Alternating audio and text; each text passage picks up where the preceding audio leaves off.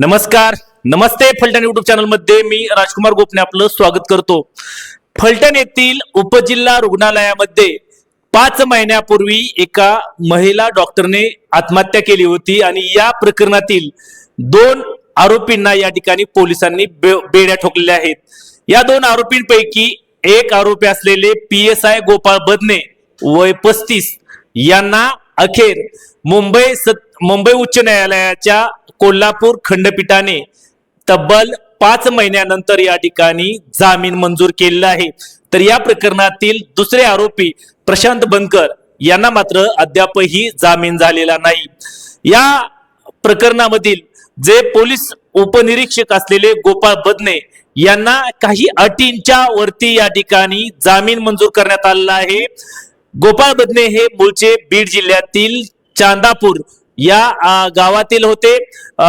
चांदापूर तालुका परळी या गावातील गोपाळ बदने हे फलटण येथील ग्रामीण पोलीस स्टेशन या ठिकाणी DB पथकाचे पोलीस प्रमुख म्हणून कार्यरत होते.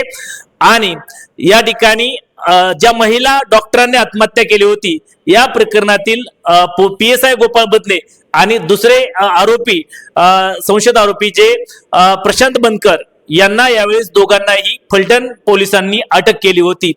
दिनांक 23 ऑक्टोबर रोजी हा प्रकार घडला होता. यानंतर या दोघांना अटक केली होती. या मुंबई उच्च न्यायालयाच्या कोल्हापूर सर्किट बेंचने च्या न्यायालयात जामिनासाठी गोपाळ बदने यांनी अर्ज केला होता.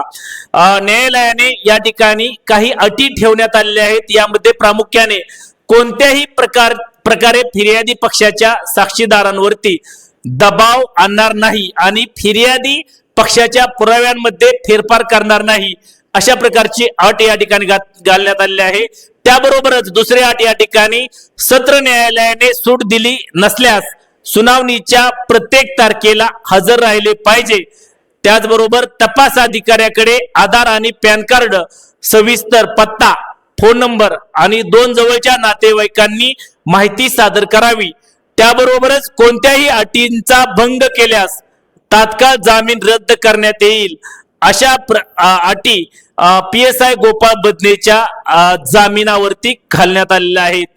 मात्र या प्रकरणातील दुसऱ्या आरोपी प्रशांत बनकर यांना अद्यापही जामीन झालेला नाही.